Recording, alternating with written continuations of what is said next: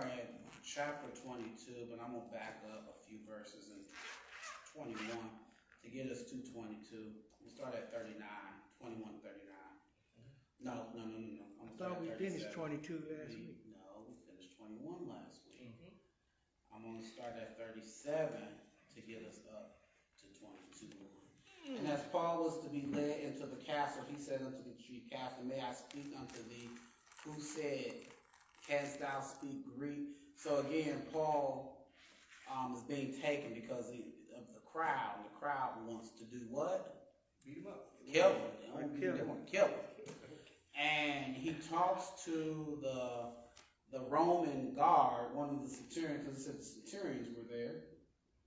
Took soldiers and centurions and ran into, that's verse 32. So he talks to one of the soldiers, and he talks to him in Greek, and that sparks the soldier mind. Because he had already decided that Paul was one person, was one thing, and he thought Paul actually was a mercenary who had taken several people out into the wilderness and ended up having to killing them, right? He talks about that in verse number 38. He says, Aren't thou the Egyptian which before these days made an uproar? Led out into the wilderness 4,000 men that were murderers, so he led them out. They were murderers, but Paul said, I am a man which am a Jew of Tarsus, a city of Cilicia, a citizen of no mean city, and I beseech thee, suffer me to speak unto the people. Paul again wants to talk to the people. And why would Paul want to talk to the people? Why does Paul want to talk to the people? Anybody? You don't want them to be listening to the scoffers and bad information. Is that why? You want to talk to the people and What does Paul usually do? Give them the truth about the good news of the gospel of Jesus. He wants to reason with them. Yes, he wants to reason. Oh, okay. Reason. But that's what he wants to reason with them about. As he would say, I was like these men too, and I was followers of this specific sect of people, a specific sect, especially the Pharisees, and he would be like, Paul, signifying off what the text says, would say, these people, if I talk to them, I can reason with them, and if I reason with them, they can be impacted, infected, right, influenced, right, by the gospel, because it has happened with the Gentile, and I know it in Greek and Hebrew. All right, now that gets us up to chapter 22. Men, brethren, and father, hear ye my defense, which I make now unto you. Who is he talking to again? He's talking to who? Who's Paul talking to? Talking to the Jews. He's talking to the Christian Jews, Jewish Christians, the ones who have a problem with him because he letting all these Gentiles doing any and everything, right? And allowing them to come even into the synagogue.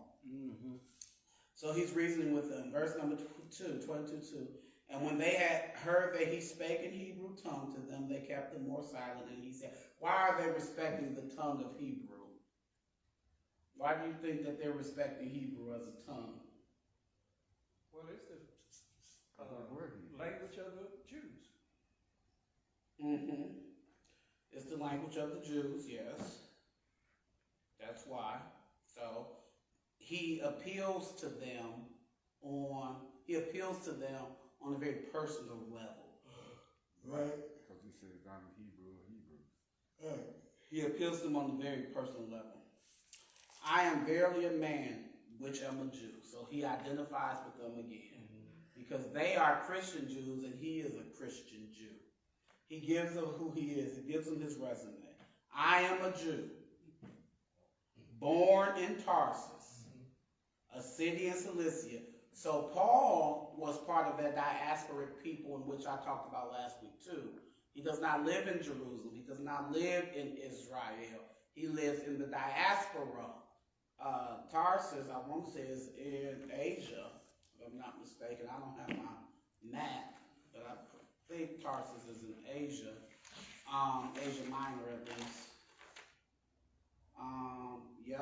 Cilicia, Tarsus, is in Asia Minor. Is in Turkey, modern day Turkey, right?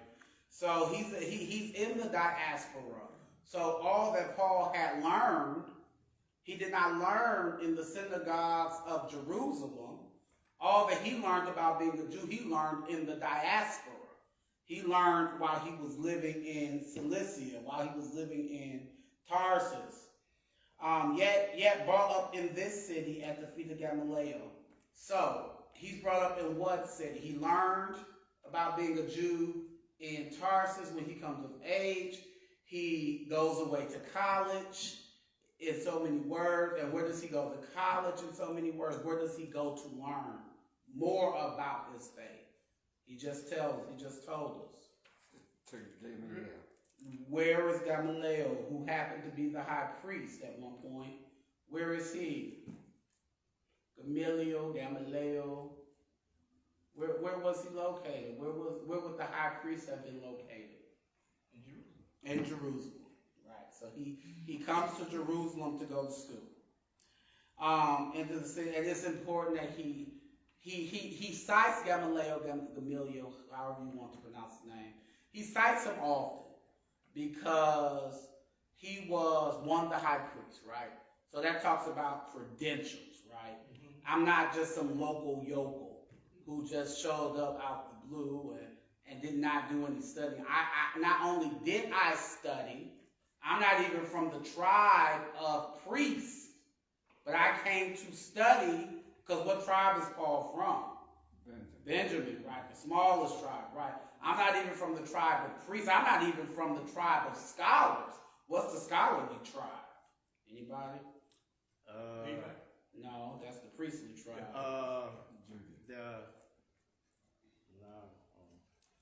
Preached about this in Philadelphia. Issachar is the scholarly tribe. He's not even from that tribe. He's from the tribe of Benjamin.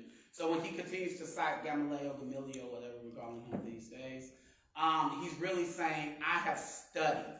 I have invested in my formation as a Jew. I have invested in understanding this thing called my faith. I have invested in it. I have studied under great men, right? Mm-hmm. Although I did not walk on earth with Jesus, right? He will say in the fullness of time, Jesus revealed himself unto me, right? And he keeps citing him because of the pedigree that is attached to Gamaliel. In this city, the city of Jerusalem, at the feet of Gamaliel, and taught according to the perfect manner of the law of the fathers, and was zealous towards God as ye are this day. Again, he's talking about his days as a what? He's talking about his days as a Pharisee. You need to understand what it means to be a Pharisee. Pharisee was a sect, of Judaism, right? You have various sects of Judaism, SECT sects of Judaism. You have the Herodians, right? You had the Sadducees, right? Sadducees were very much so high class, silk stocking, very consumed with the law, but more so consumed with their class, right?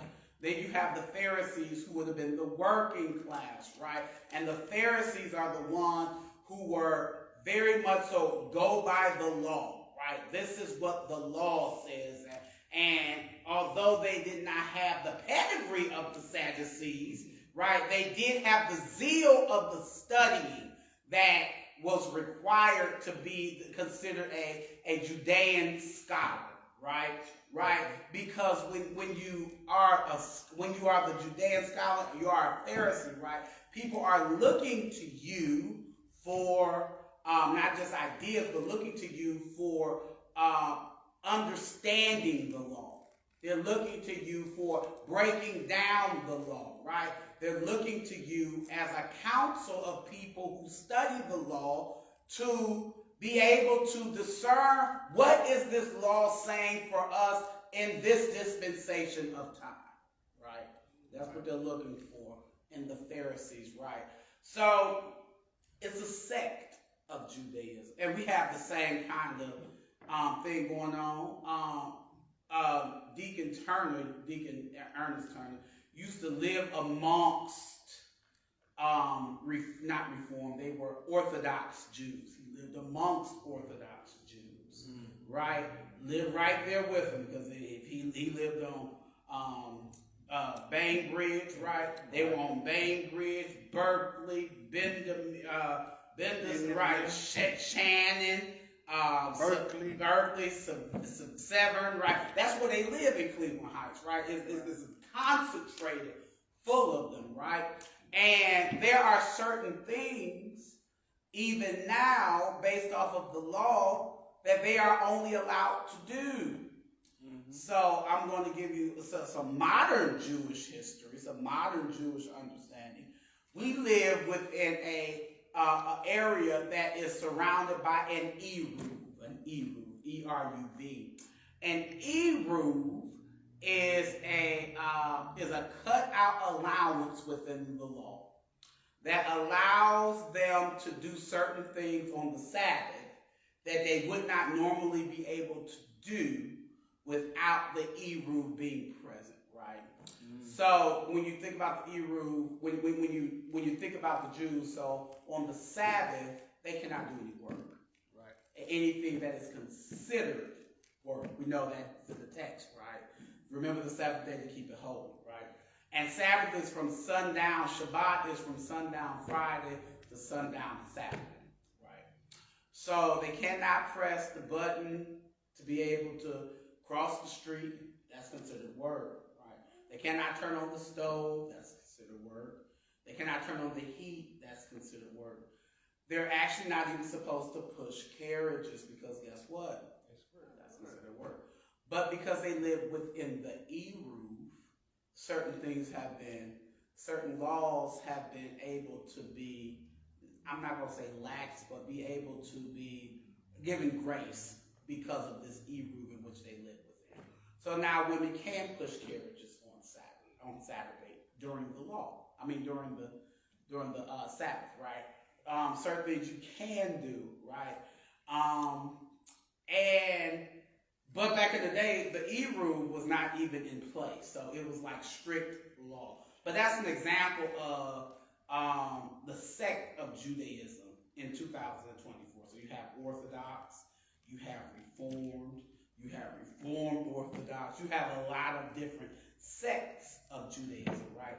And Paul is saying, making it clear that I have learned under this scholar in my own sect of Judaism, following after the laws and being zealous as a Pharisee, right? Because Paul not only was zealous as a Pharisee, right? He was zealous he was at the stoning of Stephen, right?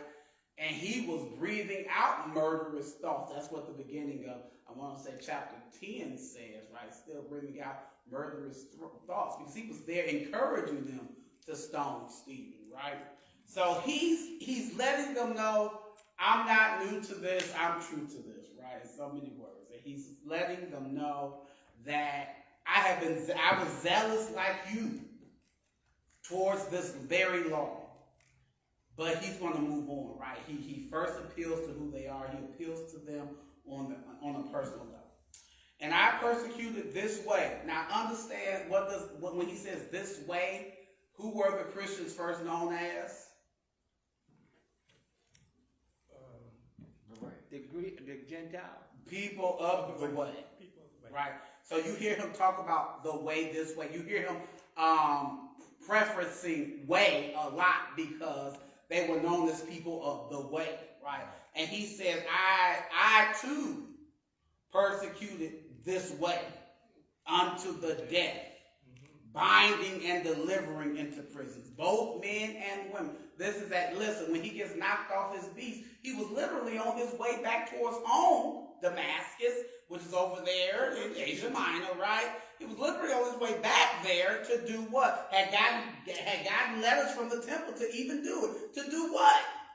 Persecute, kill, even unto killing those who have been followers of the way. Right? So again, he lets them own who he is, who I am, sociologically, who I have been historically, right? He appeals to them. Yeah. But something happens to Paul. And what's that something? What happens to Paul? Jesus happened to him. He meets Jesus. Yeah. And that's where we are in verse number 6. And it came to pass that as I made my journey, because he was on his way to persecute the church. Yeah. And was come, and he's talking again to who? Who's he talking to? Jewish who? Jewish Christians. Jewish Christians, right? He's talking to them and trying to reason with them, right? Because they are zealous. What did we learn a few weeks ago? These Jewish Christians are zealous for what? The law. They're zealous for the law. And Paul recognized that the law had been what? In Jesus' death, burial, and resurrection. Had been what? No longer. Fulfilled. Yes. Fulfilled. Right. But he's appealing to them. And it came to pass that as I made my journey and was come nigh unto Damascus about noon, suddenly there shone from heaven a great light round about me. And I fell unto the ground and heard a voice saying unto me, Saul, Saul, why persecutest thou me again? He's going through the narrative of him being converted. And I answered, Who art thou, Lord? And he said unto me, I am Jesus of Nazareth, who thou persecutest. And they that were with me saw indeed the light and were afraid, but they heard not the voice of him that spoke to me. And I said, What shall I do, Lord? And the Lord said unto me, Arise and go into Damascus. There shall be told thee of all the things which are appointed for thee to do. He's telling them this story because they have heard what had these Jewish Christians had heard in Jerusalem about Paul. What had they heard about Paul? Heard about his zest for persecuting the Christians. No. What had they heard about Paul? They said in the beginning of chapter 21. They said that we had heard something about you. Y'all don't remember? That he became part of the way. We have heard that, but we have heard that all of these great things that you have done with the Gentiles. All he had done, and when he had accomplished those, that ain't it. But it talked about how all he had done with the Gentiles, right? And we had heard about it. We had heard about those things, and that's great. We're glad you did all that. But what about the stuff that you allowed these Gentiles who are not keepers of the law to do and allow them to come into the temple, right? So they're angry about that. And they were with me. Okay, I read that part. And when I could not see for the glory of the light, being led by the hand of them that were with me, I came into Damascus, and one Ananias. Ananias was a devout man, according to the law, having a good report of all the Jews which dwelt there, came unto me and stood. Was Ananias a follower of the way at this point? Yes. No, he wasn't. He was a priest, right? He was a Jew, Right. right? Because he told God, this man's supposed to come to kill us. Why would I let this man come to my house? He was a Jew. A devout man according to the law, having a good report of the Jews which dwelt there, came unto me and said unto me, Brother Saul, receive thy sight. And same hour I looked up upon him. And he said, The God of our fathers hath chosen thee, and thou shouldest know this will, and see that just one, and shouldest hear the voice of his mouth. For thou shalt be in his witness unto all men of what thou hast been seen and heard. Who was Paul sent to? Who was Paul sent to? The Gentiles. He was sent to the Gentiles. Who was sent to the Jews? Peter. Right? So Paul is being true to the call that is on his life. God sent me to He sent Paul to the Gentiles. So when I go to the Gentiles and I tell you all that I have done with these Gentiles, I'm really giving a testimony about my stewardship of the ministry that God has given me. Right? That's really what Paul is doing. Mm-hmm. He's giving his stewardship of the ministry that God has given him. But thou shalt be his witness. We're back in verse 15. Unto all men of what thou hast seen and heard. And now, why tarriest thou? Arise and be baptized and wash away thy sins, calling on the name of the Lord. So he talks about his conversion. That was his conversion. He started off by telling them his conversion. I have the zeal of the Lord just like y'all have the zeal of the Lord. It's a misplaced zeal, right? In the fullness of time, Christ showed me the way, and now I'm trying to show you a more excellent way. What is the more excellent way? Jesus. He talks about the more excellent. I mean, he is, but he says something is the more excellent way. A narrow road. No, Paul, Jesus said that. What's the more? And now I show you a more excellent way. Ending 1 Corinthians chapter 12. Grace? Yes. No. 1 Corinthians chapter 12, ending with the spiritual gift. He said, now I will show you a more excellent way. Then he goes to chapter 13. If I speak with tongues of man and of angels and have not charity, I am nothing. Sounding brass, tinkling cymbal. What is the more excellent way? Love. Love is the more excellent way. Right? And it came to pass that when I was come to Jerusalem, even when I prayed in the temple, I was in the trance, and saw him saying unto me, make haste. Who is he talking about? He's in the trance. He's having a vision. Who is he saying is in the vision? Who's talking to him in the vision? Jesus. Make haste, go quickly, leave Jerusalem, for they will not receive thy testimony concerning me. Because who is sent to the Jews? Peter. Peter is sent to the Jews. Jesus tells Paul, your ministry is not here. This is not your ministry. Not right now, at least. Your ministry is to go where? To the Gentiles. To the Gentiles. And let me tell you how God, if Romans 8 is anything, it's the truth. Right? Romans 8. Romans 8:28, when he says, for all things work together for good for those that love the Lord and are called towards his purpose, right? Right, it's true. Then he goes on to say, whom he foreknew, he also predestined, right? So now we're about to tread into some good Baptist theology right through here. At least our brand of Baptist theology, right? Nothing happens by happenstance or circumstance. It is either God willed, yes, sir, God ordained, or God allowed. Yes, sir. And that's the truth. That's the truth. Saul was born where? Where was Saul born? In Tarsus. Yeah. Where did I tell y'all Tarsus was? In Asia Minor. In Asia Minor. I told y'all Paul was part of this D word. What's that word? Y'all remember it? Diaspora. Oh. Paul was part of the diaspora. How did they get in the diaspora?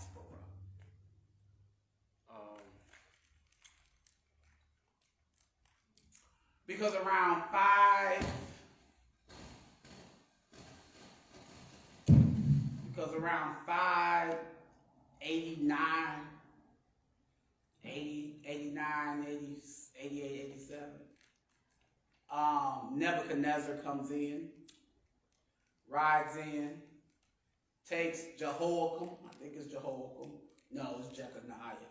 Takes Jeconiah. Puts in a vassal king for 11 years, which is his nephew. Nephew. I think it's his nephew. Puts in the vassal king, takes Jeconiah back with him to where? Where's Nebuchadnezzar from? I don't know. Babylon.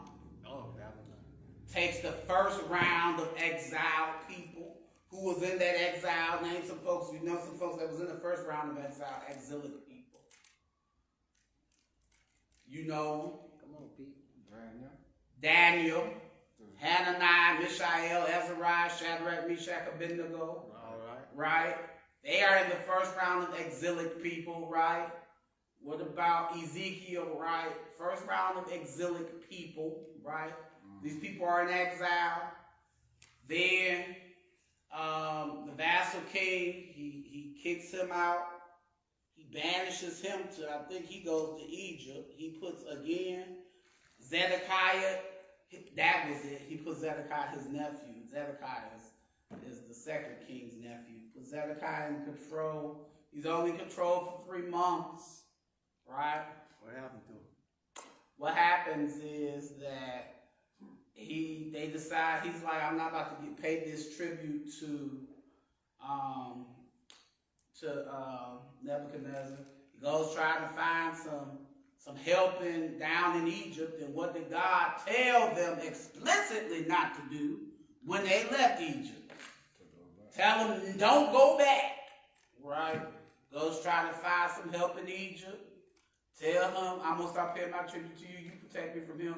Nebuchadnezzar comes in and wrecks havoc. That's about 579 BC. That's when Jeremiah's prophesying. Jeremiah's like, look, they coming. They already outside the wall. And they're going to destroy this. The best thing we can do is turn ourselves over to them so that they don't destroy the city, so that people don't die, so that they don't destroy the temple. But what does Zedekiah say? Nothing. He says, no, don't believe him. He tries to kill Jeremiah. Eventually, here comes Nebuzaradan. He comes, which is his chief. He's the one who's over his army. He destroys the city, raises the wall, tears down the temple, burns everything up, and takes them away where? Into exile. Where is Babylon? Babylon is in Asia Minor, Iraq, Iran, that area, right? Right. When you talk about Susa was the capital, Babylon, right? The Persians, right? So we know that the Babylonians end up getting defeated by the Persians, right? Then they start sending people from exile. It was Darius started sending people from exile, go back home. They go back home. Nehemiah goes back home, and he sees the mess that's in Jerusalem, and he's sad. And Zerubbabel and Ezra, and they start rebuilding the wall, right? And they eventually rebuild the wall. They eventually rebuild the temple, right? The Persians get conquered by the Greeks. The Greeks get conquered by the Romans. And this is where we are now, right? But the people who have been exiled from 581 BC, 579 BC, rather, they're still over in the exilic land. They're still in Asia Minor. They're still in Susa. They're still in Cilicia.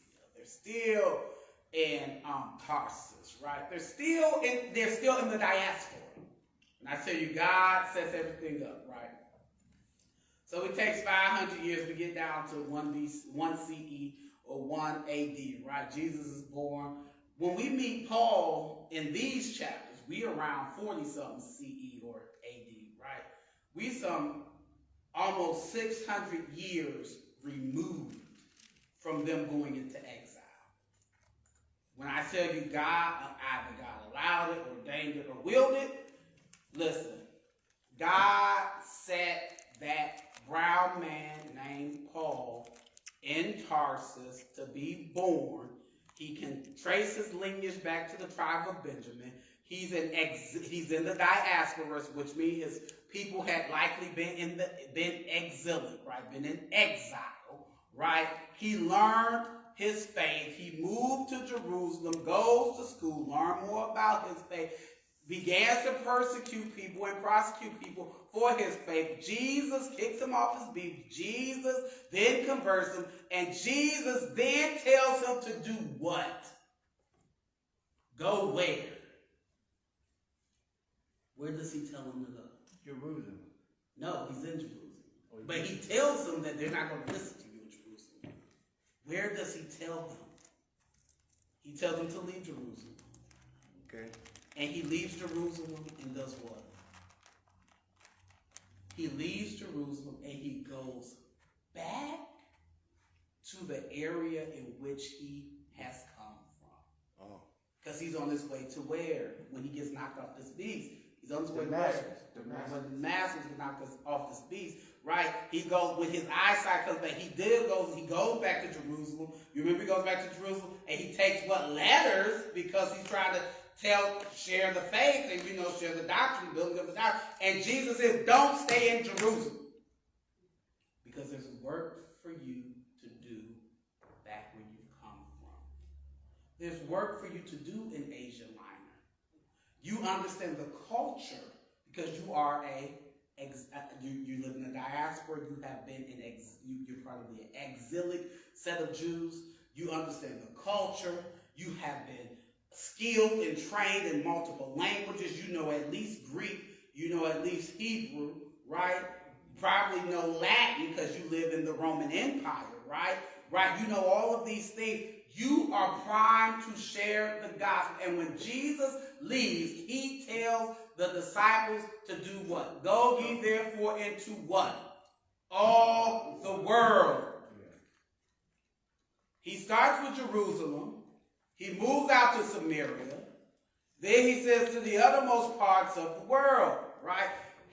Jesus is using Paul in the grand scheme of evangelizing because he sends them back to the area that he had come from. You can speak these people like that's how come when he gets to Greece, he speaks to them in Greek. He uses their own lingo, uses their own language, and says, you know all of these things about all these other guys, but you even have a statue for an unknown God, and let me tell you about him. His name is Jesus. He uses Paul in a bigger picture. So when I say God, nothing happens by happenstance or circumstance. Yeah. God literally set Paul up from birth to be the one to go back to those areas to share the gospel. He tells them, don't stay in Jerusalem. They're not going to hear you. Peter can stay in Jerusalem. Why? Because he's speaking to the Jews. Peter is a good Jew. Yeah, he's a good Jew. Peter's from this area, right? Yeah. Peter will be able to speak to them, and they're able to hear him more because he's from here. They're not going to hear you all.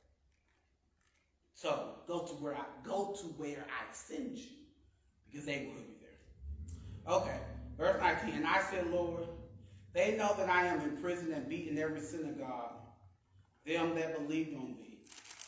And we on verse 20. And when the blood of thy martyr Stephen was shed, I was also standing by and consenting unto his death, and kept the raiment of them that slew him. And he said unto me, depart. Why?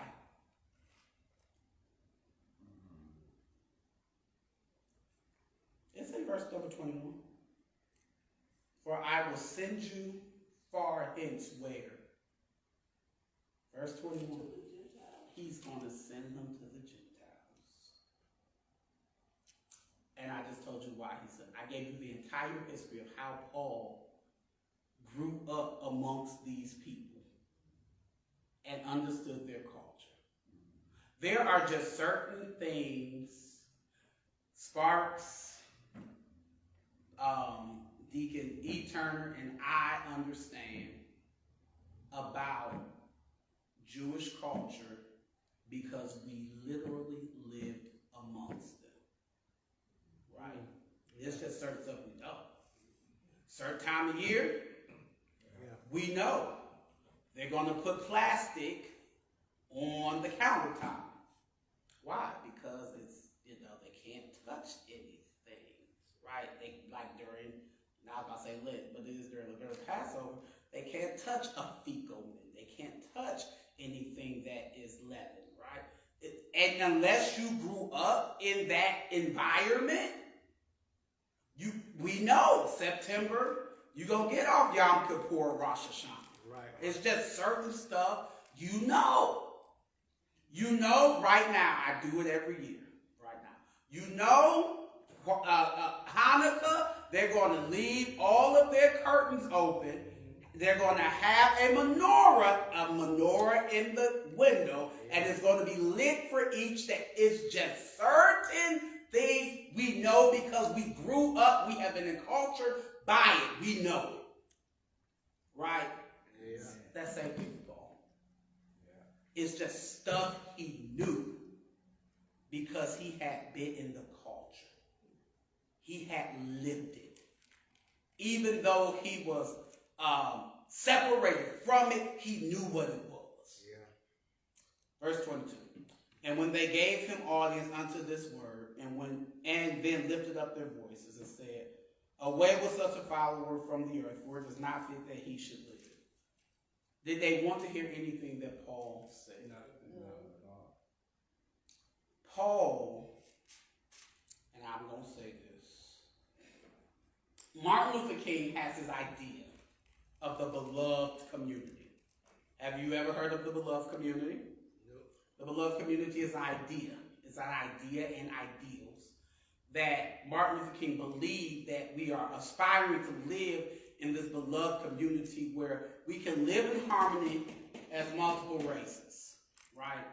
And in living in harmony as multiple races, it is going to be a requirement that, one, we show love to them even through their hate for us. That is Martin Luther King, right? I struggle with the beloved community. Now, I would argue that the beloved community is rooted in the most purest things of Christ. Right. I think it's idealistic. And I believe Paul ascribes to these ideals too. That he could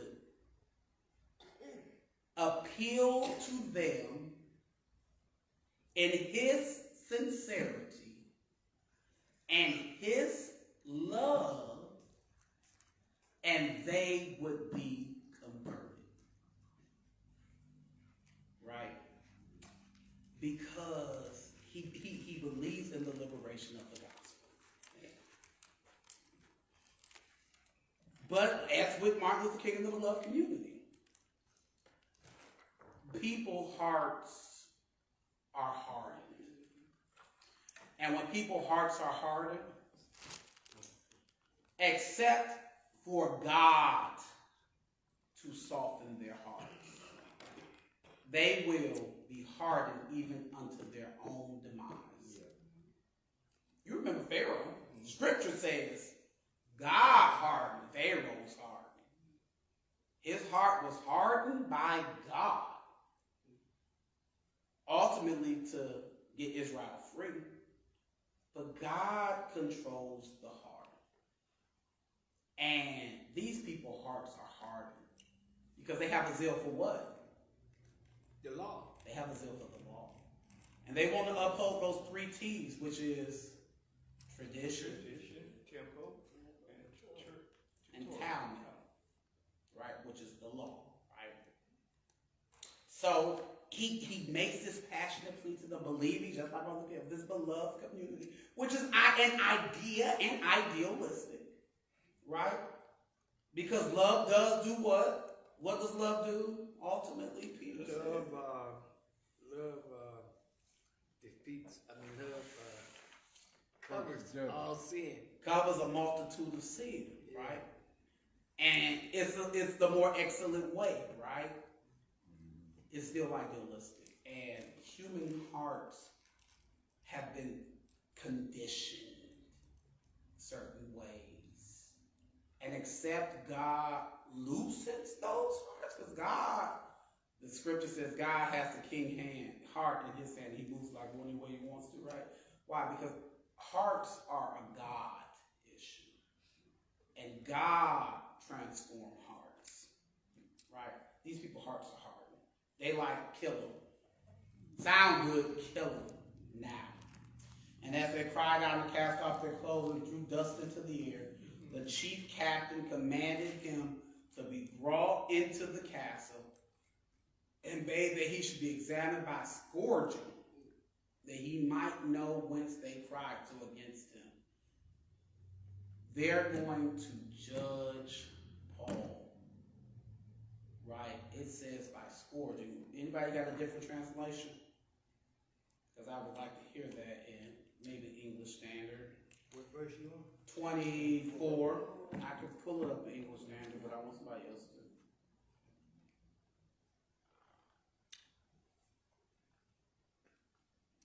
24. Mm-hmm. And the chief captain commanded him to be brought into the castle and begged that he should be examined. But, well, I got the same one you got. Scourging. Okay. That he might know wherefore they cried so against him. Oh, my Bible's upstairs. Okay, I have it on my phone. I can look it up. I can read it in no, it's not Romans, it's Acts, ain't it? 24. Acts 22 and 24. And it says this. The tribune ordered him to be brought into the barracks, saying that he should be examined by flogging. What is flogging? Whip. Mm-hmm. And find out why they were shouting against him like this. They're flogging him.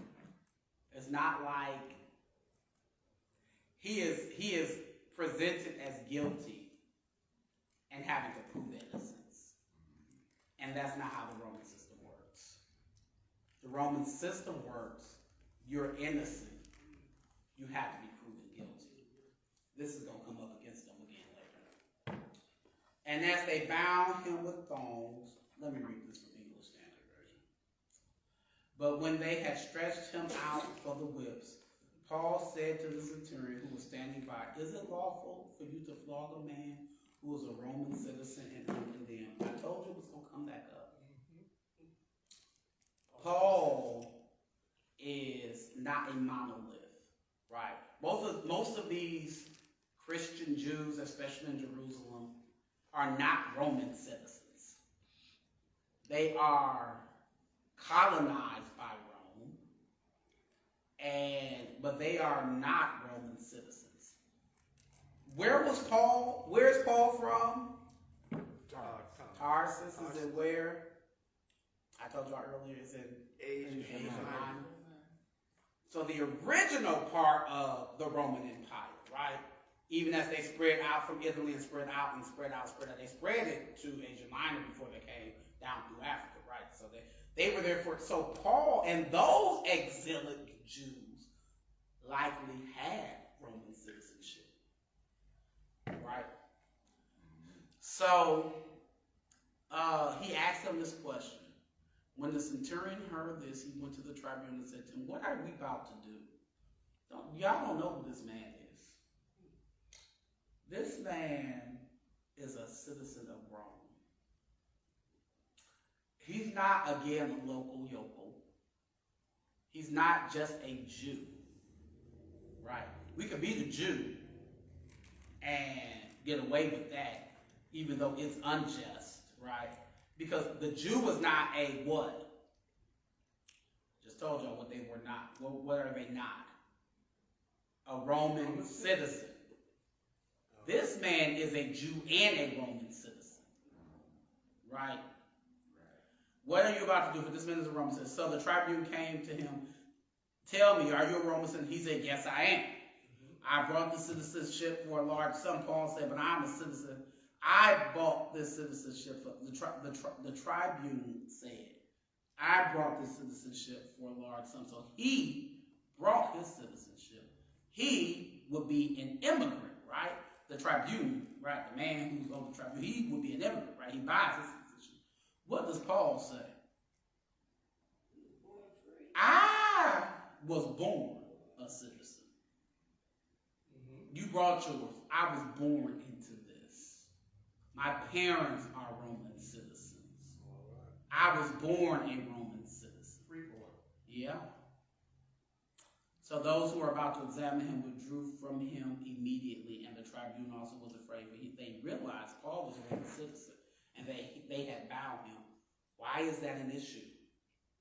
Why is it an issue that they had bound him, and they were about to beat him? Why is that an issue? In Rome, you have to be proven guilty. Because in Rome, you have to be proven guilty. You are innocent until proven guilty.